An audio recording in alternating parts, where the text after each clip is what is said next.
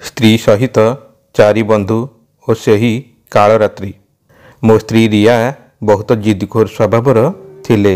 मु जहा कहूली से सब बेले तार विपरीत कार्य करुले। जेतेबेले भी मु तांकु कौनसी काम करने को कहूली तांकर कांद आरंभ हो जाउतला। तांकर कार्यकलाप देखि मु क्रोधित हेउतिली। मोर विडंबना एपरि थिला जे मु तांकु छाड़पत्र मध्य देई पारुनथिली। तेणु मु दिने मोर 4 जण बंधुଙ୍କୁ डाकिथिली। सेमानकु मद्यपान कराइबा परे तांकु रियांक रूम को पठाई देइथिली। मु भाबिथिली चरित्रहीनार आख्या देई रिया को छाड़पत्र देदेवी। किंतु गोटे घंटा परे जेतेबेले मु रियांक रूम को जाइथिली सामनार दृश्य देखि मु मो चेता हराई बसिथिली। मो सामनारे मो स्त्री बिछणारे शोइथिले एवं मोर 4 जण सांग एका सांगरे तांको उपरे। संपूर्ण कहानीटी कौन आसतु शुणा। मते सेतेबेले 26 वर्ष होइतिला किंतु मु से पर्यंत विवाह पई प्रस्तुत नथिली। गोटे दिन राति रे मु जेतेबेले घर को फेरीथिली माँ मते एक अजब कथा कहिथिले। से कहिथिले पुअरे तोर बड़ भाई विवाह करुचंती तेणु तू किछि दिन छुट्टी नहीं जा। ए सबु शुणिकी मते सेतेबेले बहुत आश्चर्य लागुथिला। एपरि हठात मो भाईर विवाह किपरि स्थिर होइगला। बाहागर देखा सरी तारीख भी बाहरी गलानी अथच मते केही कही नांती आज पर्यंत। तथापि माँ को कथा अनुजाई मु छुट्टी आनीथिली किंतु मु जानी नथिली जे मो भाईर विवाह दिन मो सहित एपरि एक घटना घटिजिब जे जहा मो जीवन बदलाई देव। भाई को विवाह माँ तांको बंधुंको झियो सह ठीक करथिले। तेणु एही विवाह को नहीं माँ सेतेबेले बहुत खुशी एवं उत्साहित थिले। किंतु मो भाई एही विवाह रे खुशी नथिले। मु भाबिथली जे मो भाई को जेकोसी उपाय रे खुशी करेबी किंतु मु जानी नथिली जे मो भाई को खुशी करेबार मूल्य मते मो दुर्भाग्य को निमंत्रण करी देबाकू हेबो। मु मो कॉलेज सांग अमृता को बहुत भल पाउतिली एवं तांकू विवाह करबाकू चाहूतिली किंतु बोध हुए अमृता मो भाग्य रे नथिला। मो भाई को विवाह पई सब प्रस्तुत सरीथिला। मंडप सजा जाइथिला एवं पंडित अग्नि प्रज्वलित करि सारिथिले। एबे अपेक्षा थिला बर कन्या आगमन को। कन्या मंडप को आसी जाइथिला हेले बरर कौनसी देखा मिलु नथिला। समस्ते बर को अपेक्षा करथिले हेले भाई केवाड़े जाइथिला जे तार कौनसी खबर मिलु नथिला। ताकू खोजिबा कार्य आरंभ हो जाइथिला। समस्त रूम को खोजाखोजी करबा परे आमे जानिबाकू पाइलु जे भाई घरे नाहंती। मु मो भाई को खोजिबा पई भाई को सांग मानू मध्य डाकिथिली। सेमाने भी मो सह सबुआडे खोजाखोजी कले हेले भाईर किछि खबर मिलिला नहीं। एते खोजिबा परे जेतेबेले मु निराश होइथिली सेतेबेले मु घर को फेरी आसीबाकू स्थिर कली। हेले घर को आसीबा परे मो सहित जहाँ सबू घटीगला सही विषय रे जदि मते टिके भी पूर्वरु जଣା थांता तेबे मु भाई सहित ही आगुरु घर छाड़ी पळाई थांती। किंतु मु ए सबू विषय रे किछि जानि नथिली। मु घर को फेरी आसी देखिथिली माँ बहुत जोर रे कांदुतेले। मु तांकु सांत्वना देबा पई सेतेबेले कहिथिली माँ तुमे जमा व्यस्त हुओ नहीं। भाई जुआड़े जाइथिले भी निश्चिंत फेरी आसीबो। मु अछि तुम पाखरे तेणु तुमे काहेकि कांदुछ। मोर सांत्वना देवा सेतेबेले तांको उपरे कौनसी प्रभाव पकाई पारि नथिला। से कहिथिले पुओ गोटे कथा कहिबी शुणिपु। मु मुंड हलाई हाँ रे उत्तर देबारु से कहिथिले दयाकरी मोर सम्मान रखिदे नचेत मु तते मध्य केबे क्षमा करिबि नहीं। गोटे पुओ तो मोर सम्मान को नष्ट करी पड़ाइला आ जदि तू भी सेया करिबु तेबे मु केबे हेले तुम 2 जण को क्षमा करिबि नहीं। निजे एही जगार विष पी आत्महत्या करदेवी। सही झीर परिवार लोके मते कौन भाविवे जे सेमानक झील को एठारे परिहास करा जाइछि। लोक माने आम समस्तक ऊपर को आंगुठी उठाइबे। लोके कहिबे जदि तुम पुअर इच्छा नथिला तेबे एई झीर जीवन नष्ट करिवार अधिकार किए तुमको देला। मु माँकटारू एहा शुणी सेतेबेले आश्चर्य हो जाइतिली। मु कहितिली माँ मु कौन करि पारि मते कुह। मो माँ पुणी कांदिबाकू लागि जाइतिला एवं कहिथिला पुओ वर्तमाने तू ही मोर एकमात्र सहारा। सही झील सहित विवाह करिने। सही रिया बहुत भल झीलटे। सी तते सबुबले खुशी रखिब। ଏହା ଶୁଣି ମୁଁ ମୁଣ୍ଡ ହଲାଇ ମନା କଲି ଏବଂ କହିଥିଲି, ଦେଖ ମା, ମୁଁ ଏ ପ୍ରକାରର ଘରୋଇ ଝିଅ ପସନ୍ଦ କରେ ନାହିଁ। ମୁଁ ଆଜିର ଆଧୁନିକ ଝିଅକୁ ପସନ୍ଦ କରେ।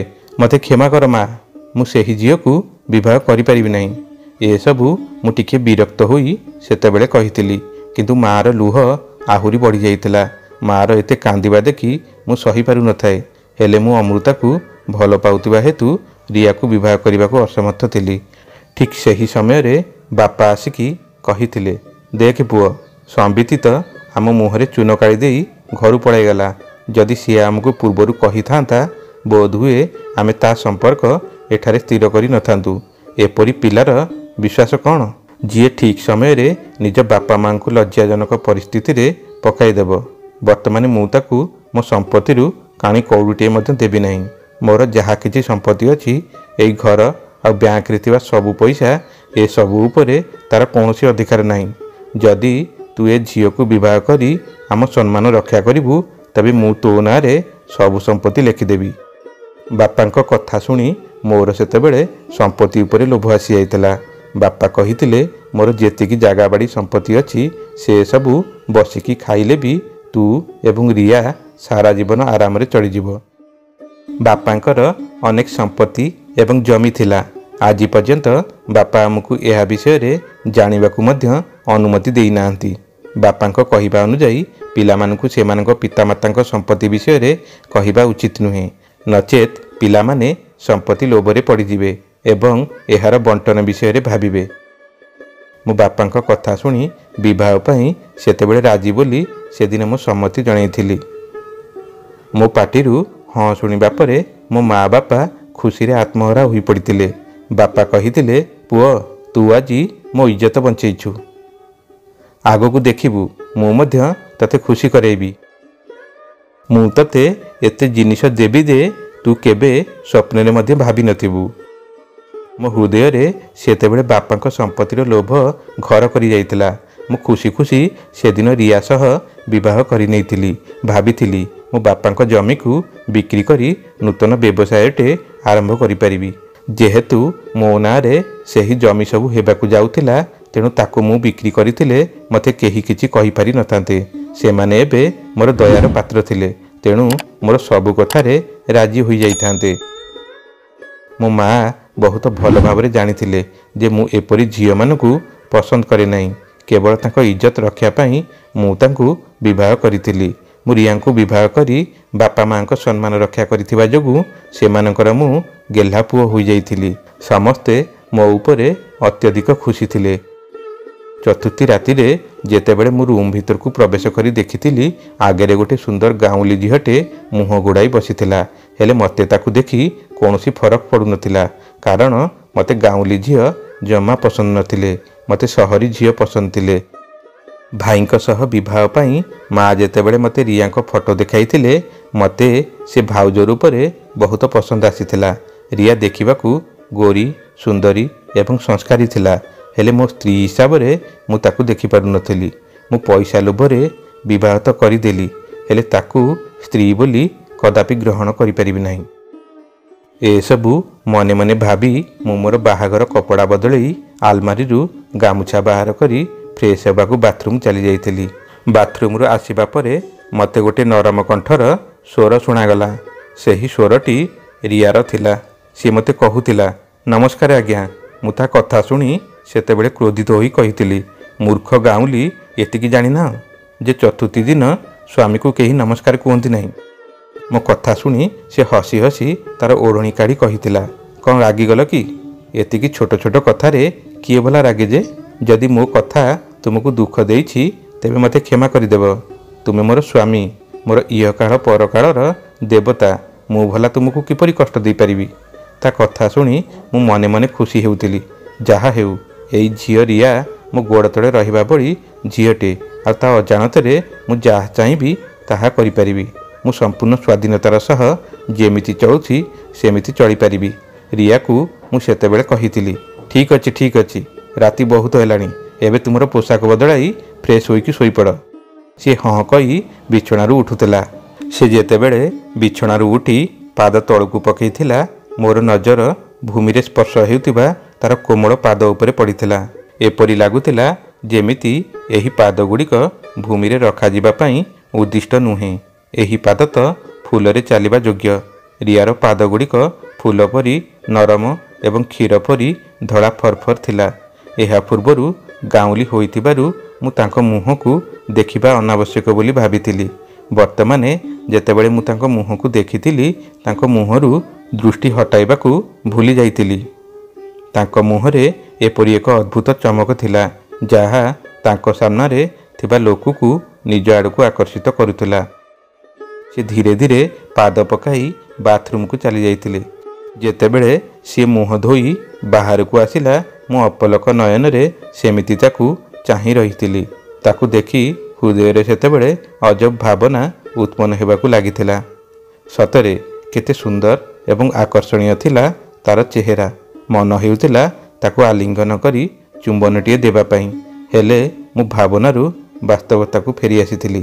ମୋ ଆଖି ସାମ୍ନାରେ ସହରୀ ଝିଅମାନଙ୍କର ଫଟୋ ସେତେବେଳେ ଭାସି ଆସିଥିଲା। ମୁଁ ମନରେ ଭାବିଥିଲି, ନିଶ୍ଚିନ୍ତ ରୂପେ ରିୟା ସୁନ୍ଦର।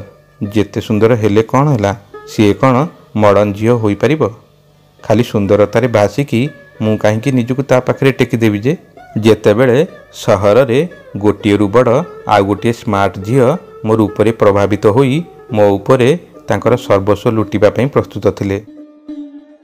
ସିଏ ମୋର ଏବେ ସ୍ତ୍ରୀ, ତେଣୁ ସେ ମୋ ପାଇଁ କିଛି ବି କରିବାକୁ ପ୍ରସ୍ତୁତ। ମୁଁ ତାକୁ କହିନଥିଲି ଯେ ତୁ ମୋ ପାଇଁ କିଛି ବଳିଦାନ ଦେବୁ। ସେ ତା ପାଟିରୁ ଯେତେ ଚିକଣ କଥା କହିଲେ ବି ତାର ଜାଲରେ ଫସିବା ଠିକ୍ ନୁହେଁ। ସେହି ସୁନ୍ଦର ଚେହେରା କବଳରୁ ଫିଟିବା ପାଇଁ ମୁଁ ବଗିଚାରେ ବସି ସିଗାରେଟ୍ ଟାଣିବାକୁ ଲାଗିଥିଲି। କିଛି ସମୟ ପରେ ମୋ ମା ସେଠାକୁ ଆସିଲେ। ମୋ ମୁଣ୍ଡ ଉପରେ ହାତ ବୁଲାଇ ମୋତେ କହିଥିଲେ, ଦେଖ ପୁଅ, ତୁ ଜମା ବ୍ୟସ୍ତ ହନା। ରିୟା ଲକ୍ଷ୍ୟରେ ଗୋଟିଏ।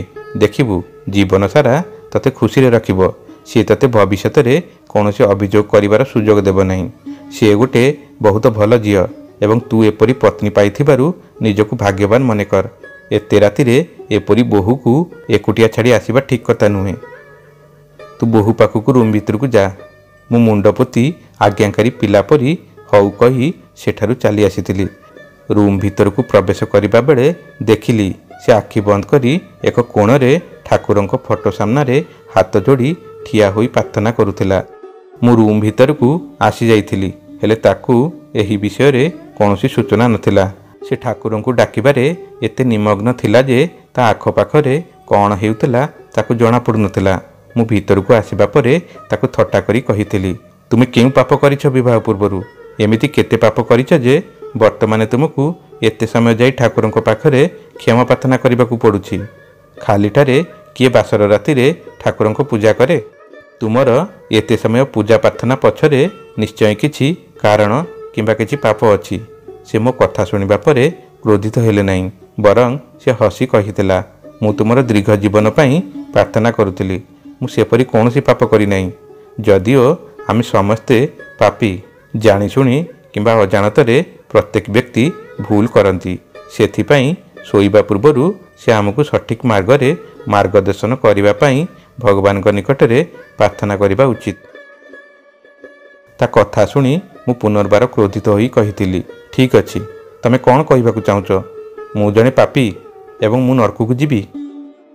ମୋ କଥା ଶୁଣିବା ପରେ ସେ ମୋ ପାଦ ପାଖରେ ବସି ମୋ ପାଦକୁ ସ୍ପର୍ଶ କରି କହିଥିଲା, ଭଗବାନ ମୋତେ କ୍ଷମା କରନ୍ତୁ ଯେ ମୁଁ ତୁମକୁ ଏପରି କଥା କହିବା ତ ଦୂରର କଥା, ଏସବୁ ମୁଁ ସ୍ୱପ୍ନରେ ସୁଦ୍ଧା ଭାବିପାରିବି ନାହିଁ।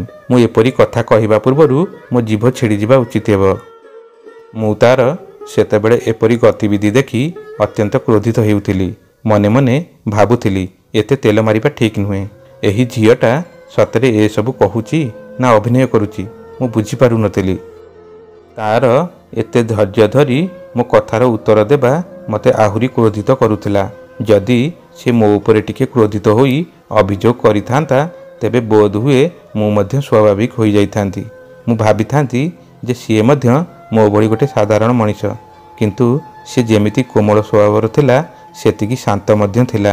ମୁଁ ଏସବୁ ଜିନିଷ ବିଷୟରେ ଚିନ୍ତା କରୁଥିବା ବେଳେ କିଏ ଜଣେ ମୋ ରୁମ୍ର କବାଟ ବାଡ଼େଇଥିଲା। ରାତି 12ଟା ବେଳେ ମୁଁ ଆଶ୍ଚର୍ଯ୍ୟ ହୋଇଯାଇଥିଲି, କିଏ ମୋ ରୁମ୍କୁ ଆସିପାରେ?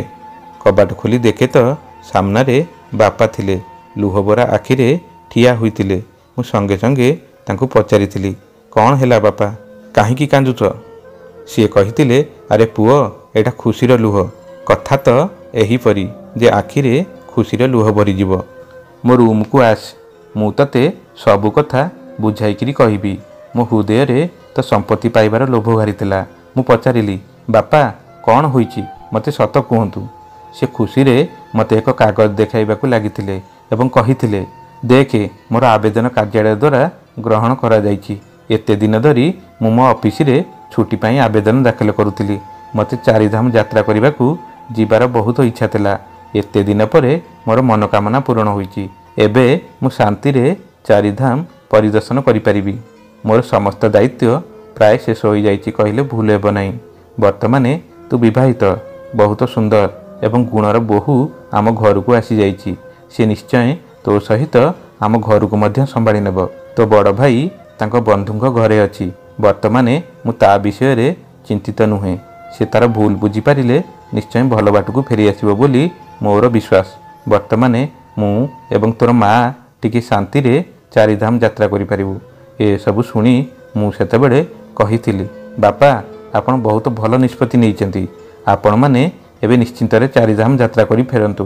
ମୁଁ ଓ ମୋ ସ୍ତ୍ରୀ ଏହି ଘରକୁ ଭଲସେ ସମ୍ଭାଳି ନେବୁ। ସମୟ ସମୟରେ ମୋ ଭାଇଙ୍କର ଗତିବିଧି ମଧ୍ୟ ଆପଣ ଦୁହିଁଙ୍କୁ ଜଣାଇଦେବି। ମୁଁ ମନେ ମନେ ବହୁତ ଖୁସି ଥିଲି, କାରଣ ବାପା ଏବଂ ମା 1 ମାସ ପାଇଁ ବାହାରକୁ ଯାଉଥିଲେ। ବର୍ତ୍ତମାନ ସେହି ଘରେ ମୁଁ ଏକୁଟିଆ ରହିବି। ମୁଁ ସ୍ଥିର କରିଥିଲି ଯେ ମୁଁ ରିୟାଙ୍କ ସହ ଏପରି କାର୍ଯ୍ୟ କରିବି ଯେ ତାକୁ ମୋତେ ଛାଡ଼ପତ୍ର ଦେବାକୁ ପଡ଼ିବ ନାହିଁ, ବରଂ ସେ ନିଜେ ଏହି ଘରୁ ବାହାରି ପଳାଇବ। ଏହିସବୁ ଭାବି ମୁଁ ପୁନର୍ବାର ମୋ ରୁମ୍ ଭିତରକୁ ଚାଲି ଯାଇଥିଲି। ରାତିରେ କେତେବେଳେ ମୋତେ ନିଦ ହୋଇଯାଇଥିଲା ମୋତେ ଜଣାପଡ଼ିନଥିଲା। ସକାଳ ହେବା ପରେ ଯେତେବେଳେ ଆଖି ଖୋଲିଲା ମୁଁ ଦେଖୁଥିଲି ରିୟା ଗୀତା ବହି ହାତରେ ଧରି ପଢ଼ୁଥିଲା। ମୁଁ ତାକୁ ସେତେବେଳେ ପଚାରିଥିଲି, କ'ଣ ତୁମେ ସତରେ ଏତେ ସଂସ୍କାରୀ, ନା ମୋ ଆଗରେ ସଂସ୍କାରୀ ବୋହୂ ହେବାର ପ୍ରଦର୍ଶନ କରୁଛ? ସବୁବେଳେ ଭଗବାନଙ୍କୁ ଉପାସନା କରିବାରେ ବ୍ୟସ୍ତ ରହୁଛ। ଏତେ ସଂସ୍କାରୀ ବୋହୂ ବୋଲି ଦେଖାଇ ହେଉଛ, ଯେମିତି ବିବାହ ପୂର୍ବରୁ ପରପୁରୁଷକୁ ଆଖି ଉଠାଇ ଦେଖିନାହୁଁ। ମୋ କଥା ଶୁଣି ସେ କାନରେ ହାତ ଦେଇ କହିଲା, ମୋର ଭଗବାନ ଜାଣନ୍ତି, ମୁଁ ଅନ୍ୟ କୌଣସି ପୁରୁଷକୁ କେବେ ପାପ ନଜରରେ ଦେଖିନାହିଁ। ମୁଁ କହିଥିଲି, ଯଦି ଏମିତି କଥା, ତାହେଲେ ତୁମେ ତ ମୋ ସାଙ୍ଗମାନଙ୍କ ସାମ୍ନାକୁ ଯିବାକୁ ପସନ୍ଦ କରିବନି। ସିଏ କହିଥିଲା, ହଁ ଆଜ୍ଞା, ମୁଁ ତୁମ ସାଙ୍ଗମାନଙ୍କ ଆଗକୁ ଯିବାକୁ ଚାହିଁବିନି। ମୁଁ କହିଲି, ତେବେ ଠିକ୍ ଅଛି, ମୁଁ ତୁମକୁ ନେଇ ତୁମ ବାପ ଘରେ ଛାଡ଼ି ଦେଇ ଆସିବି। ତୁମେ ତୁମ ଘରକୁ ଯିବା ପରେ ମୁଁ ମୋର ସାଙ୍ଗମାନଙ୍କୁ ଡାକିପାରିବି। ଏପଟେ ମା ବାପା ମଧ୍ୟ 1 ମାସ ପାଇଁ ବାହାରକୁ ଯାଉଛନ୍ତି। ମୋର 2 ବନ୍ଧୁ ବିଦେଶରେ କାମ କରନ୍ତି ଏବଂ ମୋର ବିବାହ ହେତୁ ସେମାନେ ଛୁଟିରେ ଆମ ଘରକୁ ଆସୁଛନ୍ତି। ଆମେ ସମସ୍ତେ ପିଲାଦିନର ବନ୍ଧୁ ଏବଂ ଆମେ ପରସ୍ପର ସହିତ ବହୁତ ସମୟ ବିତାଇବାକୁ ଚାହୁଁ। ତେଣୁ ସେମାନେ ଆସିବା ପରେ ମୁଁ ଅଧିକାଂଶ ସମୟ ତାଙ୍କ ସହ କାଟିବି। ତୁମକୁ ମୁଁ ସମୟ ଦେଇପାରିବି ନାହିଁ। ତେଣୁ ତୁମେ କିଛି ଦିନ ପାଇଁ ତୁମ ବାପ ଘରକୁ ଯାଇ ବୁଲି ଆସ। ସେ ତୁରନ୍ତ ମୋର କଥା ଶୁଣି ହଁ ମାରିଦେଲା ଏବଂ କହିଥିଲା, ମୋର କିନ୍ତୁ ଏକ ସର୍ତ୍ତ ଅଛି। ମୁଁ ସେତେବେଳେ କହିଥିଲି, ହଉ କୁହ, କି ସର୍ତ୍ତ ଅଛି ତୁମର? ସିଏ କହିଲା, ସେହି ବିଷୟରେ ମୁଁ ତୁମକୁ କିଛି ସମୟ ପରେ କହିବି। ଏହା କହି ସେ ରୁମ୍ରୁ ବାହାରି ମା ଏବଂ ବାପାଙ୍କୁ ବିଦାୟ ଜଣାଇବାକୁ ଚାଲି ଯାଇଥିଲା। ସେମାନେ ଏକ ତୀର୍ଥଯାତ୍ରାରେ ଯାଉଥିବା ହେତୁ ସେ ବହୁତ ଖୁସି ଥିଲେ। ଏପଟେ ମୁଁ ମନରେ ଭାବୁଥାଏ ଯେ ଏମିତି କି ସର୍ତ୍ତ ଅଛି ଯାହା ରିୟା ମନରେ ଚାଲିଛି। ସେ ଯାହା କହୁଛି କହୁ, ହେଲେ ଏଥର ମା ବାପା ଯିବା ପରେ ସାଙ୍ଗମାନଙ୍କୁ ନେଇ ଆମ ଘରେ ସବୁଦିନ ପାର୍ଟି ହେବ। ଏହି ବିଷୟରେ ମୁଁ ମୋ ସାଙ୍ଗମାନଙ୍କୁ ଏବଂ ତାଙ୍କ ଗାର୍ଲଫ୍ରେଣ୍ଡମାନଙ୍କୁ ମଧ୍ୟ ଫୋନରେ କହିଦେଇଥିଲି ଯେ ମୋ ମା ବାପା 1 ମାସ ପାଇଁ ତୀର୍ଥରେ ଯାଉଛନ୍ତି। ତେଣୁ ସେମାନେ ମୋ ଘରକୁ ପାର୍ଟିରେ ଯୋଗଦାନ ଦେବା ପାଇଁ ଆସିଯିବେ। ସେମାନେ ଆସିବା ପରେ ସମସ୍ତଙ୍କ ସହିତ କେତେ ମଜା ହେବ, ସେସବୁ ଭାବି ଭାବି ମୁଁ ବହୁତ ଖୁସି ଥିଲି। ମୋର ସମସ୍ତ ସାଙ୍ଗମାନେ ମଧ୍ୟ ସେମାନଙ୍କର ସମସ୍ତ ଗାର୍ଲଫ୍ରେଣ୍ଡମାନଙ୍କ ସହିତ ଆସିବାକୁ ପ୍ରସ୍ତୁତ ଥିଲେ। ସେମାନେ ଅତ୍ୟଧିକ ଧନୀ ନଥିଲେ, କିନ୍ତୁ ଏମିତି ପାର୍ଟିସାଟି କରି ସମୟକୁ ଉପଭୋଗ କରିବାରେ ସେମାନେ ନିପୁଣ ଥିଲେ। ପ୍ରତ୍ୟେକ ବନ୍ଧୁଙ୍କର ନିଜର ଗାର୍ଲଫ୍ରେଣ୍ଡ ଥିଲା, ହେଲେ ମଧ୍ୟ ସେମାନଙ୍କ ମଧ୍ୟରେ ସମସ୍ତ ପ୍ରକାରର ସମ୍ପର୍କ ଗଢ଼ି ଉଠିଥିଲା। ମୋ ସାଙ୍ଗମାନଙ୍କ ଯୋଗୁଁ ମୁଁ ବି ବହୁତ ଥର ସଙ୍କଟରେ ପଡ଼ିସାରିଥିଲି, ହେଲେ ମୋ ବାପାଙ୍କ ପଇସା ବଦଳରେ ସେଠାରୁ ମୁଁ ବାହାରି ଯାଉଥିଲି। ଯଦି ଆମେ କେଉଁ ହୋଟେଲରେ ପାର୍ଟି କରିଥାନ୍ତୁ, ତେବେ ହୁଏତ ଧରା ପଡ଼ି ଯାଇଥାନ୍ତୁ। ହେଲେ ଭଲ କଥା ହେଲା ଆମେ ନିଜ ଘରେ ପାଟି କରିବୁ। ବର୍ତ୍ତମାନ ମୋର ଚିନ୍ତା କରିବାର କୌଣସି ଆବଶ୍ୟକତା ନାହିଁ। ସବୁଠାରୁ ମଜା କଥା ହେଲା ମୋର ବନ୍ଧୁମାନେ ଜାଣିନଥିଲେ ଯେ ମୁଁ ବିବାହିତ। ମୁଁ ରିୟାଙ୍କୁ ମିଛ କହିଥିଲି ଯେ ମୋର ଦୁଇ ବନ୍ଧୁ ମୋର ବିବାହ ଉତ୍ସବରେ ଯୋଗ ଦେବାକୁ ବିଦେଶରୁ ଆସୁଥିଲେ। ହେଲେ ଅସଲ କଥା ହେଲା ମୁଁ ମୋର ବିବାହ ବିଷୟରେ କାହାକୁ ଜଣାଇବାକୁ ଚାହୁଁନଥିଲି। କାରଣ ମୋର ବନ୍ଧୁମାନଙ୍କୁ ଯଦି ଜଣାପଡ଼ିଯିବ ମୋର ସ୍ତ୍ରୀ ଗୋଟେ ଗାଉଁଲି ଆଉ ମୂର୍ଖ ବୋଲି, ତେବେ ସେମାନେ ମୋତେ ପରିହାସ କରିବାକୁ ଲାଗିବେ। କିଛି ସମୟ ପରେ ରିୟା ମୋ ପାଖକୁ ଆସି ମୋତେ ଅଜବ ଆଖିରେ ଚାହିଁଥିଲା। ମୋତେ ଲାଗିଲା ଯେମିତି ସିଏ ମୋ ବିଷୟରେ ସବୁ କିଛି ଜାଣିପାରିଛି। ସେ କହିଥିଲା, ଅଙ୍କିତ, ମୁଁ ତୁମକୁ ଗୋଟେ କଥା ପଚାରିପାରିବି? ମୋତେ ସତ କୁହ। ମୁଁ କହିଲି, ହଁ ପଚାର। ତୁମେ ପ୍ରକୃତରେ କ'ଣ ତୁମର ସାଙ୍ଗମାନଙ୍କ ପାଇଁ ଏକ ପାର୍ଟି ଦେବାକୁ ଚାହୁଁଛ କି? ମୁଁ କହିଲି, ହଁ। ତୁମର ଏଥିରେ କିଛି ସନ୍ଦେହ ଅଛି କି? ଯଦି ତୁମେ ଏଠାରେ ରହିବାକୁ ଚାହୁଁଛ ତେବେ ନିଜ ଆଖିରେ ରହି ଦେଖିପାରିବ। ମୁଁ ତ ତୁମର ଭଲ ପାଇଁ କହୁଥିଲି ବାପ ଘରକୁ ଯିବାକୁ। ତୁମେ ଆମ ସାଙ୍ଗମାନଙ୍କ ପାର୍ଟିରେ ଫିଟ୍ ହେବ ନାହିଁ, କାରଣ ତୁମେ ଗୋଟେ ଭିନ୍ନ ସ୍ୱଭାବର ଝିଅ। ତୁମେ ଏସବୁ ଦେଖି ବିରକ୍ତ ହେବ। ସେଥିପାଇଁ ତୁମେ ନିଜର ପିତାମାତାଙ୍କ ଘରକୁ ଚାଲିଯିବା ଠିକ୍ ହେବ। ରିୟା ସେତେବେଳେ କହିଥିଲେ, ତୁମେ ସତ କହୁଛ ଅଙ୍କିତ। ମୁଁ ନିଶ୍ଚୟ ଦୁଃଖୀ ହେବି ଏଠାରେ ରହିଲେ, କିନ୍ତୁ ମୁଁ ତୁମ ପାଇଁ ଚିନ୍ତିତ। ମୁଁ ନଥିବା ଅବସ୍ଥାରେ କାଳେ ତୁମ ସହିତ କିଛି ଭୁଲ ହୋଇଯିବ। ଅଙ୍କିତ, ମୁଁ ତୁମକୁ ମୋ କଥାରେ ସହମତ ହେବାକୁ ବାଧ୍ୟ କରିପାରିବି ନାହିଁ, କିନ୍ତୁ ମୋ ମନ୍ତବ୍ୟ ଦେବାଟା ମୁଁ ଠିକ୍ ଭାବୁଛି। ମୁଁ କହିଥିଲି, ତୁମେ ମୋତେ ନିଜ ସହମତ ପ୍ରକାଶ କରିବାକୁ ଚେଷ୍ଟା କର ନାହିଁ। ତୁମେ ଜାଣ ମୋର ତୁମ ସହିତ ବିବାହ କରିବା ବାଧ୍ୟତାମୂଳକ ଥିଲା। ମୁଁ ମୋର ଖୁସି ପାଇଁ ତୁମକୁ ବିବାହ କରିନାହିଁ, କିନ୍ତୁ ମୋର ପିତାମାତାଙ୍କ ସୁଖ ପାଇଁ ତୁମକୁ ବିବାହ କରିଛି। ତୁମ ବର ତ ଠିକ୍ ସମୟରେ ତୁମକୁ ଛାଡ଼ି ଚାଲିଯାଇଥିଲା ଏବଂ ଏ ପର୍ଯ୍ୟନ୍ତ ଯାଏ ସେ ଫେରି ନାହିଁ। ଏବେ ମଧ୍ୟ ସେ ତାଙ୍କ ବନ୍ଧୁଙ୍କ ଘରେ ଅଛି। ନିଶ୍ଚିତ ଭାବରେ ସେ ତୁମକୁ ବିବାହ ନ କରିବା ପଛରେ କିଛି କାରଣ ଥିବ। ତୁମ ସହ କଥା ହୋଇ ମୋ ଭାଇ ନିଶ୍ଚୟ ଅନୁଭବ କରିଥିବେ ଯେ ତୁମର ଚରିତ୍ର କିମ୍ବା ତୁମର ଉଦ୍ଦେଶ୍ୟ କିଛି ଠିକ୍ ନୁହେଁ ବୋଲି। ସେଥିପାଇଁ ସେ ତୁମକୁ ଛାଡ଼ି ଚାଲିଗଲା। ମୋର ତା ପ୍ରତି ଏଭଳି ଶବ୍ଦ ସବୁ ଶୁଣି ରିୟା ମୁହଁରେ ଏକ ଦୁଃଖଦ ଛାୟା ସ୍ପଷ୍ଟ ଦେଖାଯାଉଥିଲା। କିଛି ସମୟ ମଧ୍ୟରେ ତାଙ୍କ ଆଖିରୁ ଲୁହ ଝରିବାକୁ ଲାଗିଥିଲା। ହେଲେ ମୋତେ ସେହି କାନ୍ଦ ଦେଖି କିଛି ଫରକ ପଡ଼ୁନଥିଲା। ମୁଁ ସେଦିନ ରାତିରେ ଆରାମରେ ଶୋଇପଡ଼ିଥିଲି। ପରଦିନ ମା ଏବଂ ବାପା ତୀର୍ଥଯାତ୍ରା ପାଇଁ ଘରୁ ବାହାରିଗଲେ। ରିୟା ସେଦିନ ରାତିରେ କ'ଣ ଭାବିଲା କେଜାଣି ସକାଳୁ ମୋତେ କହିଥିଲା ଯେ ମୁଁ ମୋ ବାପାଙ୍କ ଘରକୁ ଯିବି ନାହିଁ। ମୁଁ ଏହିଠାରେ ରହି ତୁମର ପାର୍ଟିରେ ଯୋଗ ଦେବି। ତୁମକୁ ବିବାହ ପରେ ମୁଁ ତୁମର ଅର୍ଦ୍ଧାଙ୍ଗିନୀ, ତେଣୁ ମୋର କର୍ତ୍ତବ୍ୟ ତୁମର ସମସ୍ତ କାର୍ଯ୍ୟରେ ସମାନ ଭାବରେ ଯୋଗଦାନ କରିବା। ବାପ ଘରେ ମୁଁ କୌଣସି ପୁଅକୁ ଆଖି ଉଠାଇ କେବେ ଦେଖି ନାହିଁ, ହେଲେ ବିବାହ ପରେ ସ୍ୱାମୀଙ୍କ ସେବା ମୋର ପରମ କର୍ତ୍ତବ୍ୟ। ମୁଁ ନିଷ୍ପତ୍ତି ନେଇଛି ଯେ ମୋତେ ଯେତେ କଷ୍ଟ ସହିବାକୁ ପଡ଼ୁ ପଛେ ମୁଁ ତୁମ ସହ କାନ୍ଧକୁ କାନ୍ଧ ମିଶାଇ ଚାଲିବା ପାଇଁ ସମ୍ପୂର୍ଣ୍ଣ ଚେଷ୍ଟା କରିବି। ରିୟା କଥା ଶୁଣି ମୁଁ ସେତେବେଳେ ତାକୁ କ'ଣ କହିବି କିଛି ବୁଝିପାରୁନଥିଲି। ମୁଁ ତାକୁ ଯେଉଁ କଥା ପାଇଁ ଶୁଣେଇ ଶୁଣେଇ କଟୁ କଥା କହି ତାକୁ ସମାଲୋଚନା କରୁଥିଲି, ସିଏ ତ ସେହି କାମ କରିବ ବୋଲି ଅଣ୍ଟା ଭିଡ଼ିଥିଲା। ମୁଁ ଜାଣିଥିଲି ସିଏ ମୋ ବନ୍ଧୁମାନଙ୍କ ସହ ଆରାମଦାୟକ ଭାବରେ କଥା ହୋଇପାରିବ ନାହିଁ, ହେଲେ ସିଏ ତ ମୋ ସହ ପାର୍ଟି କରିବାକୁ ମଧ୍ୟ ରାଜି ହୋଇଗଲାଣି। ରାତିସାରା ଏହି ବିଷୟ ଭାବି ଭାବି ମୋତେ ନିଦ ହେଉନଥିଲା। ମୋ ମୁଣ୍ଡରେ ଗୋଟିଏ କଥା ଚାଲିଥିଲା ଯେ କିପରି ଏହି ରିୟାକୁ ମୋ ରାସ୍ତାରୁ ହଟାଇବି। ଇଏ ତ ଜୋକ ପରି ମୋ ପଛରେ ପଡ଼ିଯାଇଛି। ସର୍ବଶେଷରେ ମୁଁ ଠିକ୍ କରିଥିଲି, ପୂର୍ବ କଥା ଅନୁଯାୟୀ ମୁଁ ପାର୍ଟି କରିବି। ସେଥିରେ ସମସ୍ତ ବନ୍ଧୁ ଏବଂ ତାଙ୍କ ଗାର୍ଲଫ୍ରେଣ୍ଡମାନେ ଆସିବେ। ସେହି ପାର୍ଟିରେ ମୁଁ ଏପରି କିଛି କରିବି ଯେ ରିୟା ନିଜେ ନିଜେ ଲଜ୍ଜାରେ ମୋତେ ଛାଡ଼ି ନିଜ ଘରକୁ ପଳାଇବ। 5 ଦିନ ପରେ ପାର୍ଟିର ତାରିଖ ଠିକ୍ ହୋଇଥିଲା। ମୁଁ ରିୟାକୁ ପଚାରିଥିଲି, ଏବେ ଯାଏ ତୁମେ ନିଜର ସର୍ତ୍ତ କହିନାହ ଯେ? ସିଏ କହିଥିଲା ଯେ ମୋର ବହୁତ ଛୋଟ ସର୍ତ୍ତଟିଏ ଥିଲା। ମୁଁ ଚାହୁଁଥିଲି ତୁମେ ପ୍ରତ୍ୟେକ ଦିନ ସକାଳୁ ଉଠିବା ପରେ ଠାକୁରଙ୍କୁ ପ୍ରାର୍ଥନା କରି ଭୂମିରେ ପାଦ ରଖିବ। ଠାକୁର ତୁମକୁ ଜନ୍ମ ଦେଇଛନ୍ତି, ଏତେ ଭଲ ପିତାମାତା ଦେଇଛନ୍ତି। ସବୁ ବିପଦ ଆପଦରେ ସେ ନିଶ୍ଚୟ ତୁମକୁ ସାହା ହେବେ। ମୁଁ ତ ତୁମ ପାଇଁ ସବୁବେଳେ ତାଙ୍କୁ ପ୍ରାର୍ଥନା କରୁଛି ଏବଂ ମୁଁ ଚାହେଁ ତୁମେ ବି ତାଙ୍କୁ ପ୍ରାର୍ଥନା କର। ତା କଥା ଶୁଣି ମୁଁ ସେତେବେଳେ ବହୁତ ଦୁଃଖୀ ଅନୁଭବ କରିଥିଲି ମୁଁ କହିଥିବା କଟୁ ବାକ୍ୟ ପାଇଁ। ସିଏ ତ ମୋର ମଙ୍ଗଳ ପାଇଁ ସବୁବେଳେ ଚେଷ୍ଟା କରୁଥିଲା, ହେଲେ ମୁଁ ଅଯଥାରେ ତା ଉପରେ ବିରକ୍ତ ହୋଇ ତାର ଚରିତ୍ର ଉପରେ ଏତେ ବଡ଼ ଆକ୍ଷେପ କରିଦେଇଥିଲି। ଏହି 5 ଦିନ ଭିତରେ ତାର କାର୍ଯ୍ୟକଳାପ ଦେଖି ମୋତେ ଅନୁଭବ ହୋଇଯାଇଥିଲା ସେ ବହୁତ ସଂସ୍କାରୀ ଏବଂ ଗୁଣର ଝିଅ। ହେଲେ ମୋ ମୁଣ୍ଡରେ ସହରୀ ଝିଅଙ୍କ ନିଶା ଏପରି ଚଢ଼ିଥିଲା ଯେ ତାଙ୍କ ଆଗରେ ମୋତେ ରିୟା ପରି ସରଳ ହୃଦୟର ଝିଅ ଫିକା ଲାଗୁଥିଲା। ମନ ଭିତରେ ଇଚ୍ଛା ହେଉଥିଲା ସେ ସମୟରେ ରିୟାକୁ ଆଲିଙ୍ଗନ କରି ନିଜର ସ୍ତ୍ରୀ ହେବାର ସବୁ ଅଧିକାର ଦେବାକୁ। ହେଲେ ମସ୍ତିଷ୍କ ଅନ୍ୟ କିଛି କଥା କହୁଥିଲା। ପାର୍ଟିର ରାତି ଆସି ପହଞ୍ଚିଲା। ମୋର ସବୁ ସାଙ୍ଗସାଥି ତାଙ୍କ ଗାର୍ଲଫ୍ରେଣ୍ଡକୁ ଧରି ମୋ ଘରକୁ ଆସିଯାଇଥିଲେ। ମୁଁ ସେଦିନ ରିୟା ପାଇଁ ଏକ ସୁନ୍ଦର ନାଲି ରଙ୍ଗର ଆଧୁନିକ ଛୋଟ ପୋଷାକଟିଏ ଆଣିଥିଲି। ସେଇଟା ନେଇ ରିୟାକୁ ଦେଇ କହିଥିଲି ଏହାକୁ ପିନ୍ଧି ତଳକୁ ଆସିବ।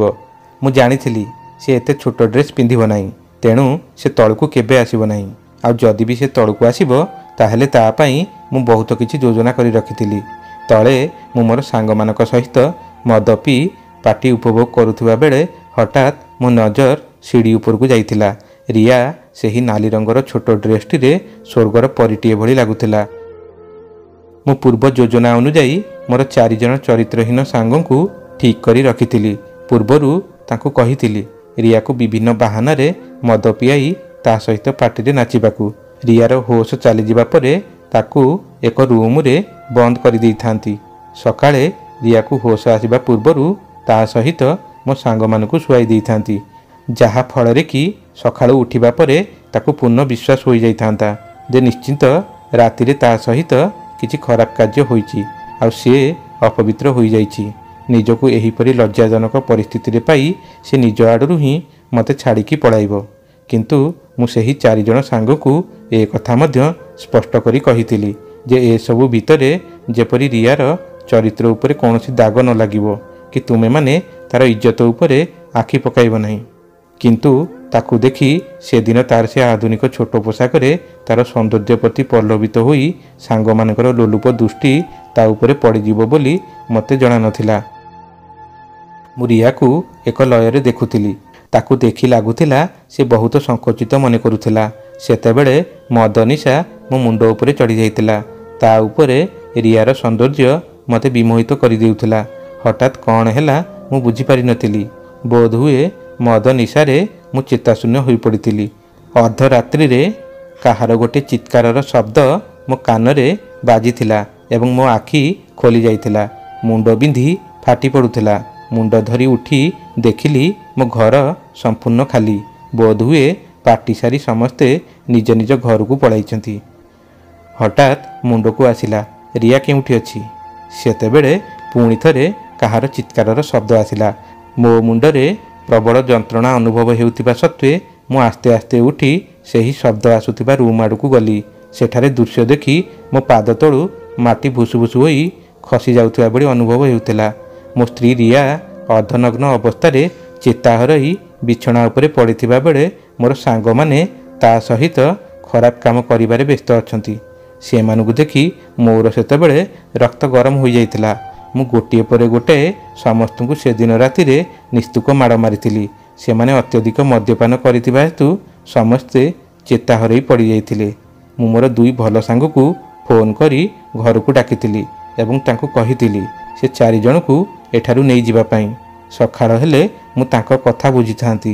ହେଲେ ସେ ସମୟରେ ରିୟା ଉପରେ ଧ୍ୟାନ ଦେବା ମୋ ପାଇଁ ବହୁତ ଜରୁରୀ ଥିଲା। ରିୟାର ଏପରି ଅବସ୍ଥା ଦେଖି ମୁଁ ଧୈର୍ଯ୍ୟ ଧରି ରହିପାରୁନଥିଲି। ତାକୁ ଦେଖି ଲାଗୁଥିଲା ଯେ ସେ ସେମାନଙ୍କ କଥାରେ ରାଜି ନ ହେବାରୁ ସେହି 4 ଜଣ ସାଙ୍ଗ ତାକୁ ବହୁତ ମାଡ଼ ମାରିଥିଲେ।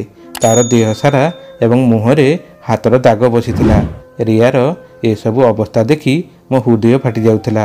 ମୁଁ ଜାଣିପାରୁନଥିଲି ସେତେବେଳେ ଯେଉଁ ଝିଅକୁ ମୁଁ ଗୋଟେ ଉଚିତ ଶିକ୍ଷା ଦେବା ପାଇଁ ଏହିସବୁ ଯୋଜନା କରିଥିଲି, ଆଜି ତାକୁ ଏପରି ଅବସ୍ଥାରେ ଦେଖି କାହିଁକି ମୋର ହୃଦୟ ଫାଟି ଯାଉଥିଲା।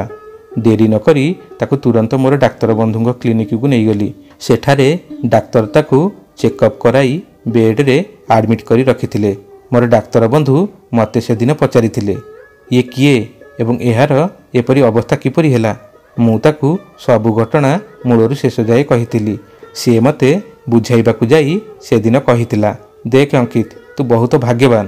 ତତେ ରିୟା ପରି ଝିଅଟିଏ ସ୍ତ୍ରୀ ରୂପରେ ମିଳିଛି ଆଉ ତୁ ତାର ମୂଲ୍ୟ ବୁଝି ନ ପାରି ସହରୀ ଚରିତ୍ରାହୀନା ଝିଅଙ୍କ ପଛରେ ଗୋଡ଼ାଉଛୁ। ସାଙ୍ଗ, ତୁ ଗୋଟେ କଥାର ଉତ୍ତର ଦେବୁ କି? ଆଜି ଯେତେବେଳେ ତୁ ମଦ ନିଶାରେ ଘରେ ବେହୋସ ହୋଇ ପଡ଼ିଥିଲୁ, ତୋର କେଉଁ ସହରୀ ଝିଅ ସାଙ୍ଗ ତୋତେ ପାଣି ଦେବାକୁ କି ତୋର ହାଲଚାଲ ବୁଝିବାକୁ ପାଖରେ ଥିଲେ କି? ନଥିଲେ ନା? ସମସ୍ତଙ୍କ ଆଖି ତୋ ପଇସା ଉପରେ। ଏପରି କମ୍ ଝିଅ ଥିବେ ଏହି ଦୁନିଆରେ ଯିଏ ପ୍ରକୃତ ଭଲ ପାଇବା ଦେଇପାରିବେ। ଯଦି ଭଗବାନ ତୋତେ ପ୍ରକୃତ ଭଲ ପାଇବା ଦେଇଛନ୍ତି, ତେବେ ତୁ ତାର ଅନାଦର ନ କରି ତାକୁ ଗ୍ରହଣ କଲେ ତୋର ମଙ୍ଗଳ ହେବ। ସେଦିନ ରିୟାକୁ ଦେଖି ମୁଁ ବହୁତ ଅନୁତାପ କରିଥିଲି। ଗୋଟିଏ ନିଷ୍ପାପ ଶିଶୁ ପରି ସେ ଡାକ୍ତରଖାନା ବିଛଣା ଉପରେ ଶୋଇଥିଲା। ଯେଉଁ ସ୍ୱାମୀକୁ ସେ ଦେବତା ବୋଲି ଭାବୁଥିଲା, ସେହି ସ୍ୱାମୀ ତା ସହ ଏପରି କାର୍ଯ୍ୟ କରିବା କଥା ଜାଣିଲେ ସେ କିପରି ବ୍ୟବହାର କରିବ? ଏସବୁ ଭାବି ଭାବି ମୋତେ ବହୁତ କଷ୍ଟ ହେଉଥିଲା। ଏବେ ମୁଁ ରିୟାକୁ ନିଜଠାରୁ ଦୂରେଇ ଦେବାକୁ ଚାହୁଁନଥିଲି। ତାର ସରଳତା ମୋର ହୃଦୟ ଜିତି ନେଇଥିଲା। ଅଜାଣତରେ ମୁଁ ତାକୁ ପ୍ରେମ କରି ବସିଥିଲି। ସକାଳ ହେବା ପରେ ଯେତେବେଳେ ତାର ଚେତା ଆସିଲା, ମୁଁ ବହୁତ ଖୁସି ହୋଇଯାଇଥିଲି। ମନ ଭିତରେ ଏକ ଅଜଣା ଭୟ ଖେଳି ଯାଉଥିଲା। କାଲି ରାତିର ସତ୍ୟତା ଜାଣିବା ପରେ କାଳେ ରିୟା ମୋତେ ଘୃଣା କରିବାକୁ ଲାଗିବ। ଯଦି ସେ ମୋତେ ଛାଡ଼ିକି ପଳେଇବ, ତାହେଲେ ମୁଁ କିପରି ବଞ୍ଚିବି? ଏହି ପ୍ରକାରର ଭାବନାରେ ମୁଁ ଘେରି ହୋଇ ରହିଯାଇଥିଲି। କିନ୍ତୁ ମୁଁ ମନେ ମନେ ଠିକ୍ କରିସାରିଥିଲି, ସେ ଯାହା ହେଉ ପଛେ ମୁଁ ରିୟାକୁ ସବୁ ସତ୍ୟ କହିଦେବି। ଯଦି ତାର ମୋତେ ଛାଡ଼ିକି ଯିବାରେ ଥିବ, ତାହେଲେ ଏଇଟା ଭଗବାନ ମୋତେ ଦେଇଥିବା ଶାସ୍ତି ଭାବିକି ମୁଁ ଗ୍ରହଣ କରିନେବି। ମୁଁ ବଞ୍ଚିଥିବା ଯାଏ ତାକୁ ନିଜର କୃତକର୍ମ ପାଇଁ ଭୁଲ ମାଗି ଚାଲିଥିବି। ହଠାତ୍ କାହାର ଗୋଟିଏ ଅଙ୍କିତ ଡାକରେ ମୁଁ ଭାବନା ରାଜ୍ୟରୁ ଫେରି ଆସିଥିଲି। ସେହି ଡାକଟି ଆଉ କାହାର ନୁହେଁ, ରିୟାର ଥିଲା। ସେ କହିଥିଲା, କ'ଣ ଭାବୁଛ ତୁମେ? ନିଶ୍ଚିନ୍ତ କାଲି ରାତି କଥା ଭାବୁଛ ନା? ମୁଁ ମଧ୍ୟ କାଲି ରାତି କଥା ହିଁ ଭାବୁଛି। ଅଙ୍କିତ, ମୁଁ ଏବେ ଅପବିତ୍ର ହୋଇସାରିଛି। ମୁଁ ଆଉ ତୁମ ସ୍ତ୍ରୀ ହୋଇ ତୁମ ଘରେ ରହିପାରିବି ନାହିଁ। ସେଥିପାଇଁ ମୋତେ ମୋ ବାପ ଘରେ ଛାଡ଼ିଦେବ। ଏସବୁ କହିବା ବେଳେ ତା ମୁହଁରେ କୌଣସି ଭାବନା ନଥିଲା। ତା କଥା ଶୁଣି ମୋ ଆଖିରୁ ଥପ ଥପ ହୋଇ ଲୁହ ବୋହିବାକୁ ଲାଗିଥିଲା। ମୁଁ ସେତେବେଳେ କହିଥିଲି, ରିୟା, ଜମା ଏଇ କଥା କୁହ ନାହିଁ। କିଏ କହିଲା ତୁମେ ଅପବିତ୍ର? ମୋତେ କ୍ଷମା କରିଦିଅ ରିୟା। ତୁମର ଏହି ଅବସ୍ଥା ପାଇଁ ମୁଁ ହିଁ ଦାୟୀ। ମୁଁ ହିଁ ବିଧିବଦ୍ଧ ଯୋଜନା କରି ଏହି ପାର୍ଟିର ଆୟୋଜନ କରିଥିଲି। ମୁଁ ହିଁ ସେଇ 4 ଜଣ ସାଙ୍ଗ ଠିକ୍ କରିଥିଲି। କିନ୍ତୁ ମୋତେ ବିଶ୍ୱାସ କର ରିୟା, ମୁଁ ତୁମ ଇଜ୍ଜତ ନେବା ପାଇଁ ସେମାନଙ୍କୁ କହିନଥିଲି। ମୁଁ ତାଙ୍କୁ କହିଥିଲି ତୁମକୁ ମଦ ପିଆଇ ଗୋଟିଏ ରୁମ୍ରେ ବନ୍ଦ କରିଦେବାକୁ। ସକାଳ ହେବା ପରେ ମୁଁ ତୁମ ସହ ସେମାନଙ୍କୁ ଶୁଆଇ ଦେଇଥାନ୍ତି। ଆଉ ଆଖି ଖୋଲିବା ପରେ ତୁମେ ତାଙ୍କ ସହ ନିଜକୁ ଶୋଇଥିବା ଅବସ୍ଥାରେ ଦେଖି ନିଜକୁ ଅପବିତ୍ର ମନେ କରି ମୋତେ ଛାଡ଼ି ପଳାଇଥାନ୍ତ। ହେଲେ ମୁଁ ଜାଣିନଥିଲି ମୋ ସାଙ୍ଗମାନେ ଏତେ ତଳକୁ ଖସିଯିବେ। ମୋ କଥା ଶୁଣି ରିୟା ସେତେବେଳେ କହିଥିଲା, ମୁଁ ଜାଣିଛି ଅଙ୍କିତ, ତୁମର କ'ଣ ପ୍ଲାନିଂ ଥିଲା। ମୁଁ ସେଦିନ ତୁମ ସାଙ୍ଗମାନଙ୍କ ସହ ସବୁ କଥାବାର୍ତ୍ତା ଶୁଣି ଦେଇଥିଲି। ତାର ଏ କଥା ଶୁଣି ମୁଁ କହିଥିଲି, ତୁମେ ଯଦି ଏସବୁ ବିଷୟରେ ଆଗରୁ ଅବଗତ ଥିଲ, ତେବେ କାହିଁକି ଏ ପାର୍ଟିକି ଆସୁଥିଲ? କାହିଁକି ମୋତେ ଗୋଟେ ଚାପୁଡ଼ା ମାରିଲ ନାହିଁ? ସେ ମୋ କଥା ଶୁଣି କହିଥିଲା, ତୁମେ ପରା ମୋର ସ୍ୱାମୀ। ଅଙ୍କିତ, ମୁଁ ପିଲାବେଳୁ ଶୁଣିଛି ସ୍ୱାମୀ ହେଉଛନ୍ତି ଦେବତା। ମୁଁ କିପରି ତୁମ ବିରୁଦ୍ଧରେ କିଛି କହିପାରିଥାନ୍ତି? ସେଥିପାଇଁ ମୁଁ ଠିକ୍ କରିସାରିଥିଲି, ତୁମେ ଯାହା କହିବ ମୁଁ ତାହା ହିଁ କରିବି। ଭଗବାନଙ୍କର ଯଦି ମୋତେ ରକ୍ଷା କରିବାର ଥିବ, ତେବେ ସେ ଯେକୌଣସି ଉପାୟରେ ମୋର ରକ୍ଷା କରିବେ। ଭଗବାନ ଶ୍ରୀକୃଷ୍ଣ ଦ୍ରୌପଦୀଙ୍କ ଲଜ୍ଜା ରକ୍ଷା କରିବା ପାଇଁ ଯଦି ଆସିଥିଲେ, ତେବେ ମୋ ପାଇଁ ମଧ୍ୟ ଆସିବେ। ସେହି ଈଶ୍ୱରଙ୍କ ନାଁ ନେଇ ମୁଁ ମୋର ସମସ୍ତ କାର୍ଯ୍ୟ କରିଚାଲିଥିଲି। ରିୟା କଥା ଶୁଣି ମୁଁ ସେତେବେଳେ ଅବାକ୍ ହୋଇ ରହିଯାଇଥିଲି। ଆଜିକାଲି ଯୁଗରେ କିପରି ଭାବରେ ଗୋଟେ ଝିଅ ଏସବୁ ସହିପାରୁଛି, ତାର ସହନଶୀଳତା ଆଉ ଧୈର୍ଯ୍ୟ ଆଗରେ ମୁଁ ନତମସ୍ତକ ହୋଇଯାଇଥିଲି। ତାର ସେହି ଈଶ୍ୱର ଭକ୍ତି ଯୋଗୁଁ ଏବେ ବି ସେ ଗଙ୍ଗା ପରି ପବିତ୍ର ଥିଲା। ସତରେ ମୁଁ ବଡ଼ ଭାଗ୍ୟବାନ ଯେ ତାପରି ଗୋଟେ ସ୍ତ୍ରୀଟିଏ ପାଇଛି। ମୁଁ ତାକୁ ଯେତେ ଭୁଲ ମାଗିଲେ ବି କମ୍ ଥିଲା। ହେଲେ ସେ ଏତେ ମହାନ ନାରୀ ଥିଲା ଯେ ମୋତେ କ୍ଷମା କରିଦେଇଥିଲା। ମୁଁ ଏତେ ବଡ଼ ପାପୀ ହୋଇ ମଧ୍ୟ ତା ଆଖିରେ ମୋ ସମ୍ମାନ ଯେପରିକୁ ସେପରି ହିଁ ଥିଲା। ଆଜିକୁ ଆମ ବିବାହକୁ 5 ବର୍ଷ ହୋଇଗଲାଣି। ଆମେ 2 ଛୁଆଙ୍କ ମା' ବାପା ହୋଇଗଲୁଣୁ। ମୋ ବଡ଼ ଭାଇ ନିଜ ଭୁଲ ବୁଝିପାରି ଘରକୁ ଫେରି ଆସିଛନ୍ତି। ସେ ଏବେ ବିବାହିତ, ହେଲେ ମୋ ପରି ସହରୀ ଝିଅର ମାୟାରେ ପଡ଼ି ନିଜ ଜୀବନ ନର୍କ କରିଦେଇଛନ୍ତି। ତାଙ୍କୁ ଦେଖି ମୋତେ ଲାଗୁଛି ଯେ ସତରେ ଭଗବାନଙ୍କର ମୋ ଉପରେ ଅସୀମ କୃପା ଅଛି। ନହେଲେ ମୋତେ ଏତେ ପତିବ୍ରତା ନାରୀଟିଏ ସ୍ତ୍ରୀ ରୂପରେ ଦେଇନଥାନ୍ତେ। ଭଗବାନଙ୍କୁ ଯେତେ ଧନ୍ୟବାଦ ଦେଲେ ମଧ୍ୟ କମ୍ ହେବ। बंधुगण आशा करूछु आपण मानकु ए कहानी निश्चय पसंद आसीथिबो। कहानी पसंद आसीथिले हमर ए चैनल को लाइक एवं शेयर कर दियंतु। हां जदि हमर ए चैनल को नुवा करि आछिथि चैनल टी को सब्सक्राइब करबा संगे संगे बेल आइकन को दबेई ऑल बटन टी को चिपि दियंतु। जेते बेले भी एई बडी वीडियो हम चैनल रे आसीबो सर्वप्रथमे आपण मानक पाखु नोटिफिकेशन दिबो। पुनी देखाबो आगामी वीडियो रे आ एको नुवा कहानी को नै। सेतबेला पंत रहउछु। जय जगन्नाथ।